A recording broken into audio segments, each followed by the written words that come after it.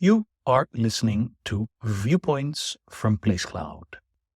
Cultural researchers tell stories of places from around the world.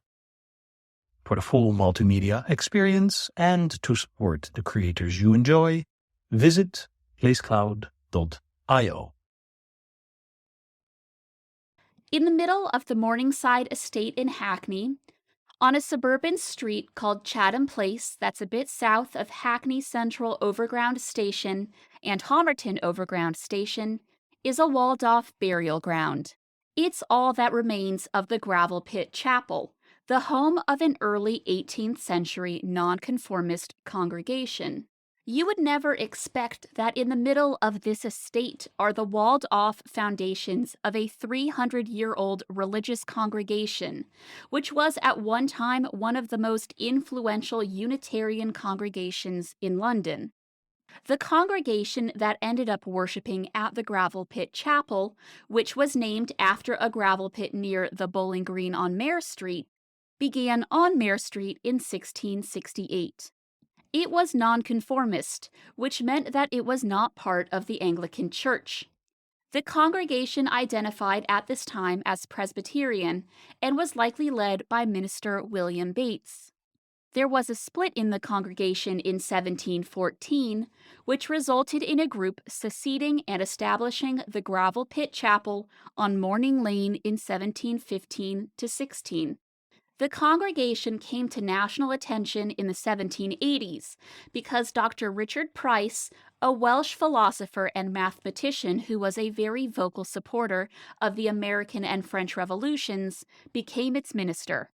Other notable members and leaders of the congregation in the 18th and early 19th centuries include physician Thomas Dawson, Unitarian minister Thomas Belsham, minister, editor, and activist Robert Asplund, and the chemist, philosopher, and grammarian who supposedly discovered oxygen, Joseph Priestley.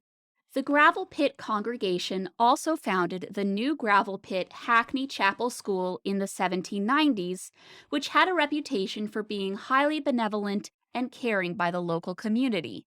In 1809, the Gravel Pit congregation moved to a new site on Chatham Place, where the burial ground still is today, and called it the New Gravel Pit Chapel.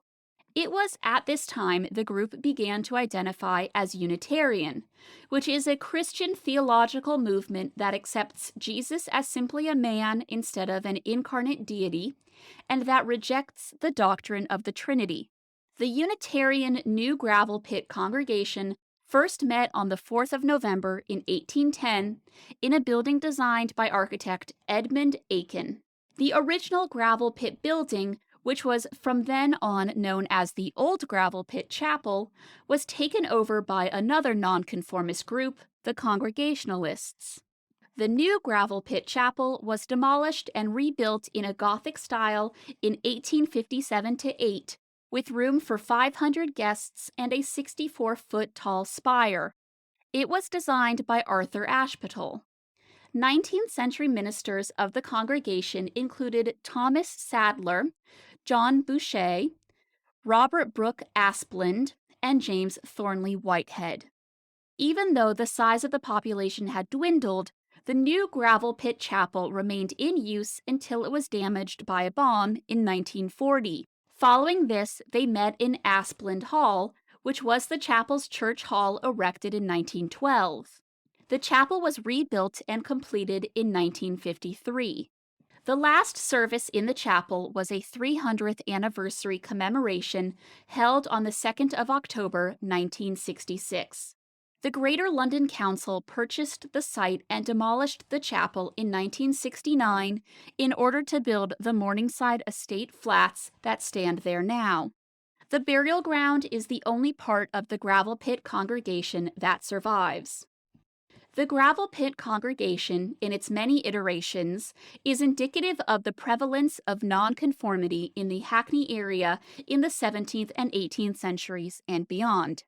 Tucked between flats and behind walls throughout Hackney are the remains of centuries of dissenting religious practices.